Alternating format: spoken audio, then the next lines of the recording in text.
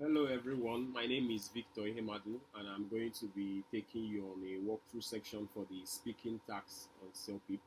So the speaking tax is actually a pretty straightforward one. You're first given a practice test to talk about one of your friends. So for the speaking tax, for the practice test, you're actually supposed to use that as a refresher or a warm-up because it's not going to be scored on your CELPIP results. So you can talk about any of your friends.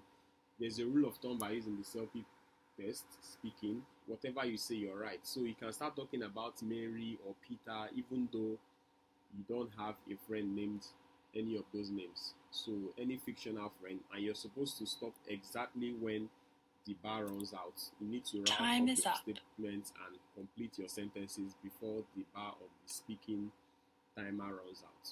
So like I said in the speaking tax, whatever you say, you're right.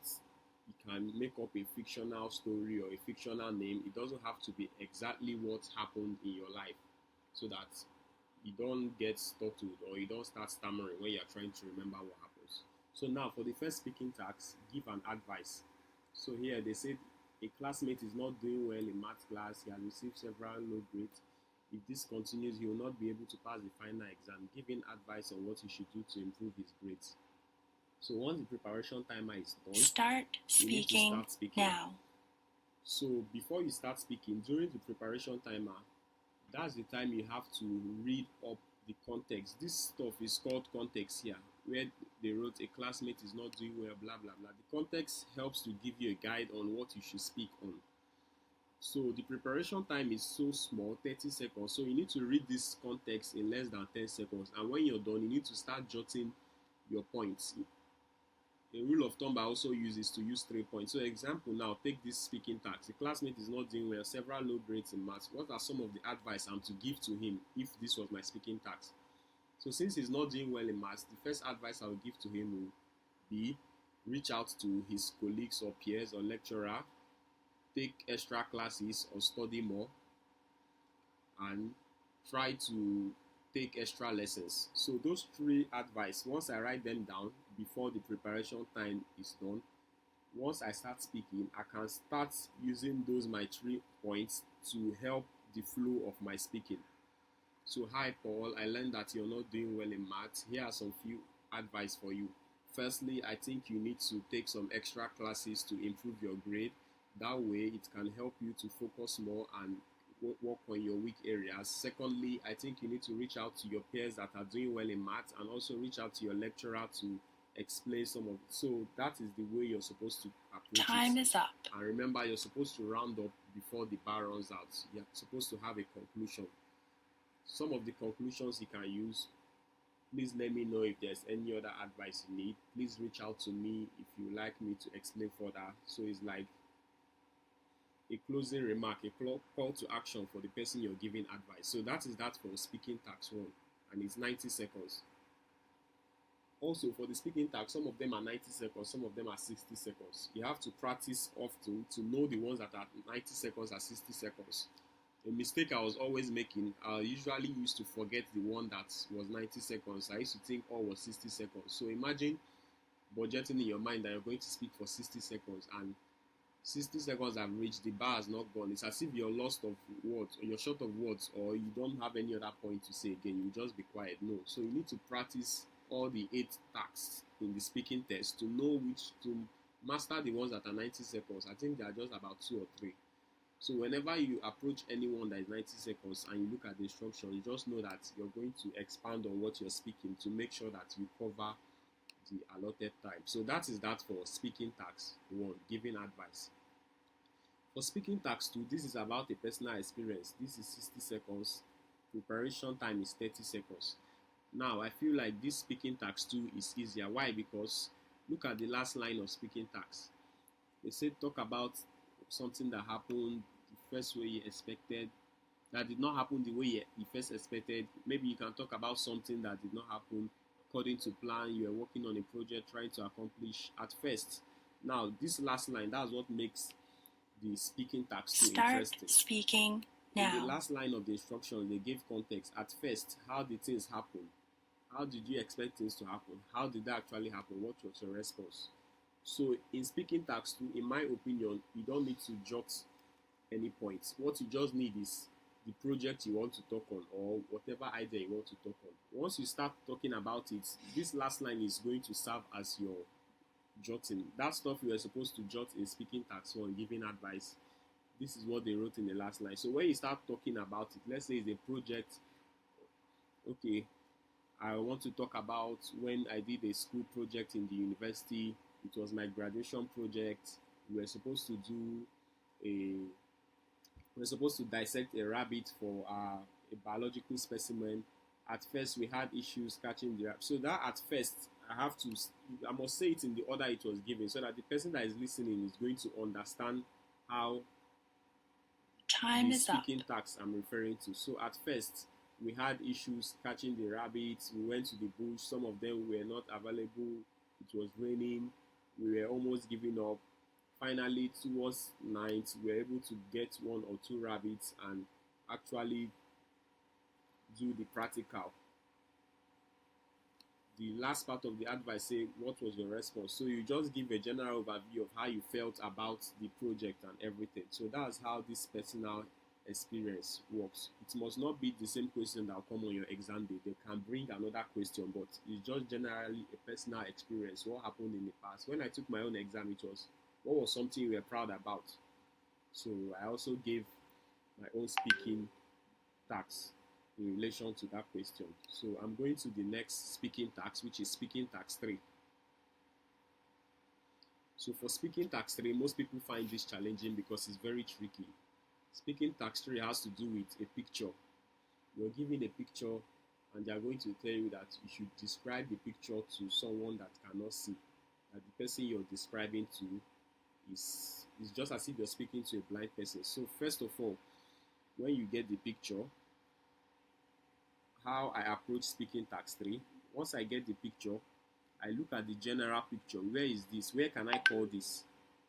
I'm not going to call this a marketplace. I'm not going to call this a school. I'm not going to call this a church. I can call this a walkway or a park. So now, once I have a general overview of where the place is, if I want to start speaking, I don't just start with a random thought. Okay, there's a red car on the road. There's a boy kicking ball across the walkway. There's a lady walking with her dog by the walkway. No, for each detail I want to speak on, I have to use the particular part of the picture it is. What am I saying? For example, if I want to start, I can say at the top left of the picture, there's a lady or there's a person on blue pants having a walk with his or her dog. At the top right of the picture, it shows the sign of Bank of Canada and there's a red car driving through.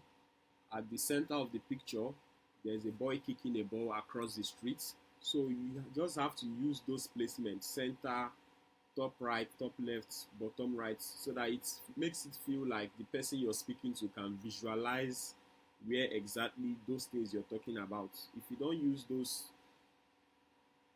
use the particular positions on the picture, it makes it difficult and it makes it very hard to comprehend. So don't forget the general overview of the picture. Is it a market? Is it a club? Is it a school? Is it a playground? Most times they use playground. And once you say the general overview, you start using top left, center, bottom right, and all of that.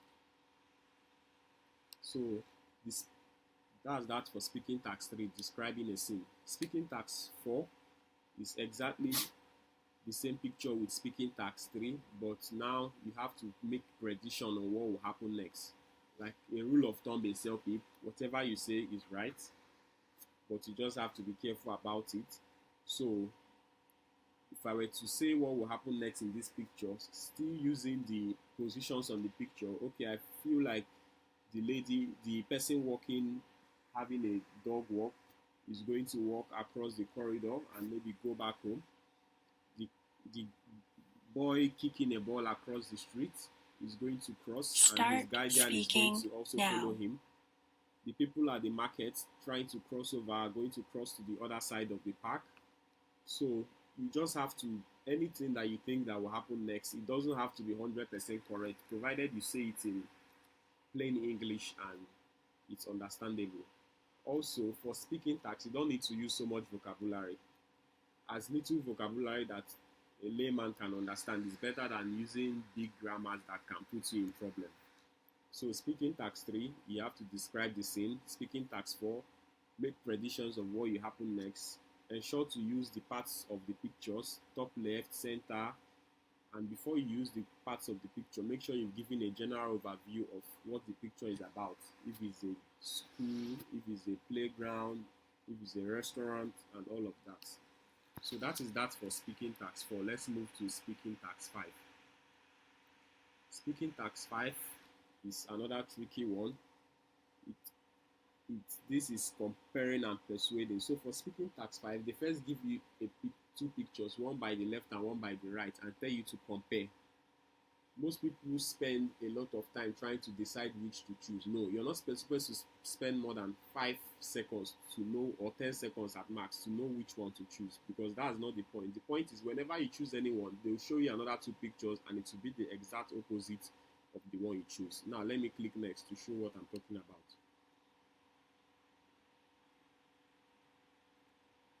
So here for speaking tags 5 is comparing and persuading. Your company wants to move soon. Your boss have asked you to find a new location. You find 2 suitable options. Reading these pictures below, choose the option you prefer.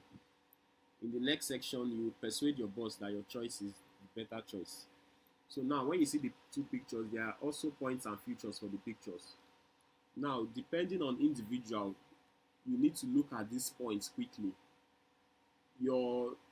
What should waste your time should not be which picture should I choose, which picture. No, you should look at the points and know which of the 2 pictures have features that you think will give you more speaking points. For example, if I look at this now, I'm seeing a downtown business center built in 2012, 12,000 square feet. The rent is $15,000 per month, close to bus and train stations. This is almost the exact opposite of this. It was built very old, 1910. 10,000 square meter is cheaper, 10,000 and free parking. So, and also if you spend too much time, I need to go back so that I'll explain what I really mean. If you spend too much time and your timer runs out, the computer is going to automatically pick one for you for speaking tags 5. So you need to quickly look at the features. If I feel like I want to talk on something, if I want to feel like I want to talk on the cost, let's say the company, I want my speaking to align with the fact that our company is broke, we don't have a lot of money, we are low on funds. So definitely I'm going to be choosing the industrial one because the rent is cheaper and it's free parking, we are not paying parking. But if I feel like I want to speak in context of, okay, we have so many employees, the square feet is bigger, and it's a modern building, and it's close to bus and train stations, so that if it will save employees the distance and all of that. If I want to speak on that, I have to choose the one on the right. So it doesn't matter which one you choose, it just depends on the one that can give you more speaking points. And remember, whatever one I choose is going to pick the opposite. So now let me pick this first one and click on next. So I've selected the downtown. You see that they brought something exactly opposite. So now this context of the question says, your boss is suggesting another office. Persuade her that the office you chose is more suitable by comparing the 2. So just like I said, whichever one you choose, they are going to bring another 2, the one you chose and the opposite of what you chose. So you need to persuade your boss that the one you chose is better. So how do you persuade your boss? Hi Peter, I know that you want us to move an office, and I feel like the downtown business center is going to be suitable for our office, and here are the reasons I feel why.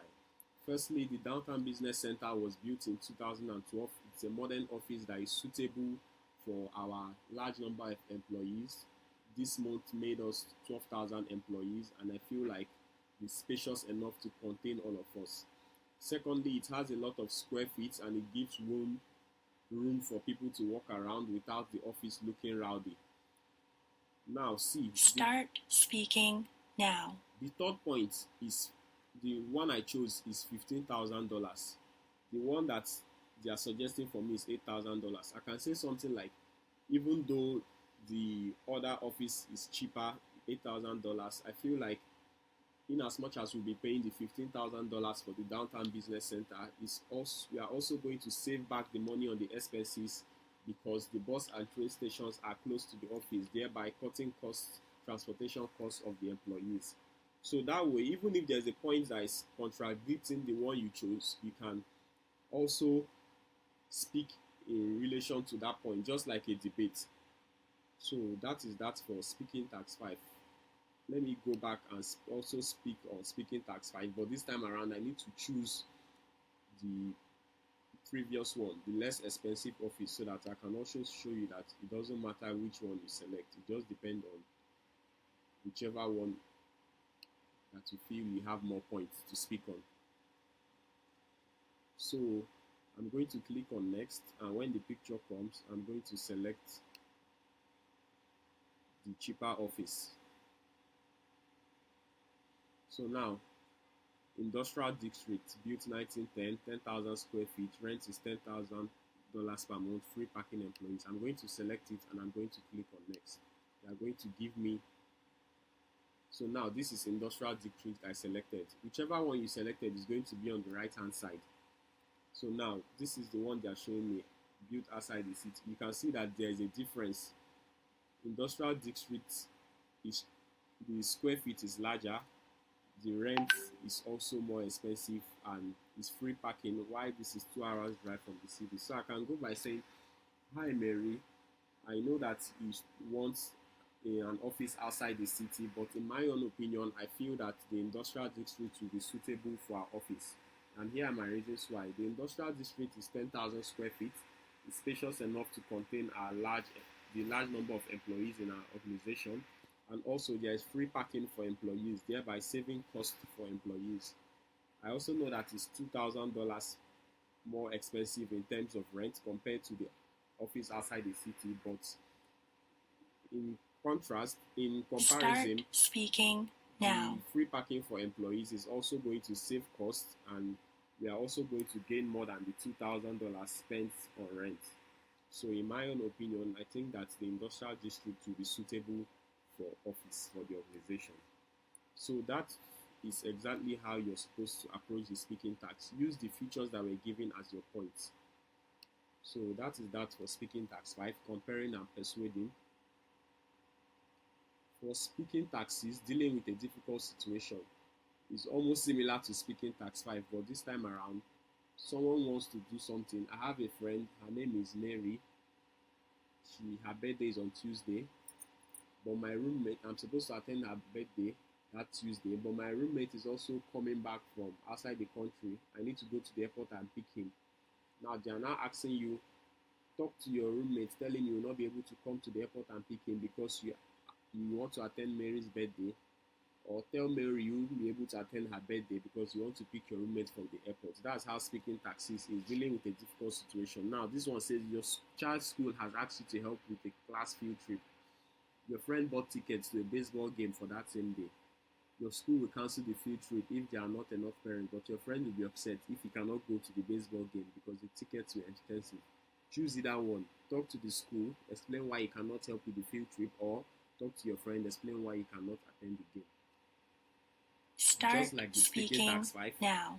you don't need to spend time on which one to choose. The one you that in your mind, the one that you feel will give you more points is the one that you should pick. So immediately you read the context, whichever one you choose, that should take you 5-10 seconds. You've chosen one, you should start brainstorming to pick your points on what you should talk about it. Okay, if I was given the speaking tax, if I want to choose that, talk to the school, explain why you cannot attend the field trip. I have to tell the school that I cannot attend the field trip because I have to be present at the baseball game. The baseball game is one in a lifetime for my school. It's a lifetime experience, and I want to be there for my child to witness the experience, take pictures that are going to be memorable in his lifetime, and also make him have a fun day because I promised him and I don't want to fail on my promise. If I'm to talk to the friend while I cannot attend, if the second one says talk to your friend, explain Time why is you up. cannot attend the game. So if I talk to my friend, I'm also going to give my friend points while I cannot attend the game, that I want to go to my child's school and help with his field trip. Field trip is more like an excursion and all of that. So basically, whichever one you want to speak on, just know that you must give points in contrast to whatever you're saying. So I think speaking tax 6 is pretty straightforward.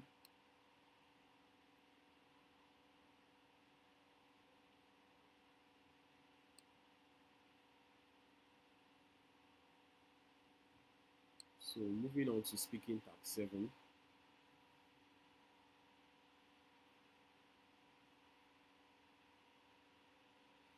Speaking tax 7 is more like a debate question. Do you think all university students should study abroad for a year if there is sufficient funding? Explain your reasons. If I'm to say no, all university students should not study abroad for a year, I have to give my reasons on why they should not study abroad for a year. Studying abroad alone, it might be unsafe for some of them since they are not with their parents.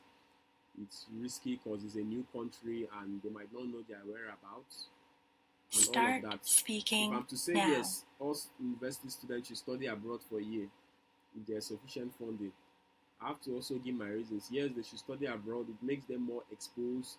It shows them new cultures and shows them that the world is a diverse place with so many cultures and religion.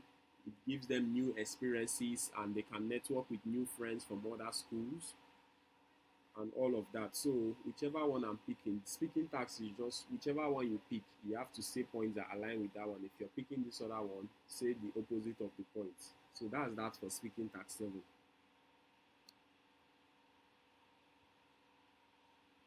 And finally, speaking tax 8. You see a group of people playing a sport at a recreation center. Call your friend Betty and describe in detail what the sport is like and what each player is doing. Ask her if she'll be interested in trying this sport sometime. So speaking tax 8 is about describing an unusual situation to somebody via the phone. So let's say you went to the supermarket to buy something, you saw a toy that a younger brother would like, describe the toy, or you saw a food and all of that. So if you were to do this, call your friend Betty. The question gave a context, what the sport is like, and explain what each player is doing. Ask her if she would like the sport sometime. Hi Betty, I'm currently at the Ontario Sports Recreation Center and I'm able to see a sport. The sport is like hockey, but they are playing it under the pool. All the players are wearing their swimming goggles and on their swimming pants. I think it's 2 players per team, and they are holding something like a stick to hit a ball, just like it's played like the regular hockey. I don't know if you would like this sport because I know that you always like swimming and you're also a fan of hockey. So this sport is like combination of both hockey but under pool swimming. Let me know if you're interested so that I can put down your name and register you and we can come try it out sometime, probably next weekend. So that is exactly how you're going to approach the speaking task. Time is up. Describe whatever you're saying to the person on the phone, and that is that. So this is the end of the speaking task from 1 to 8.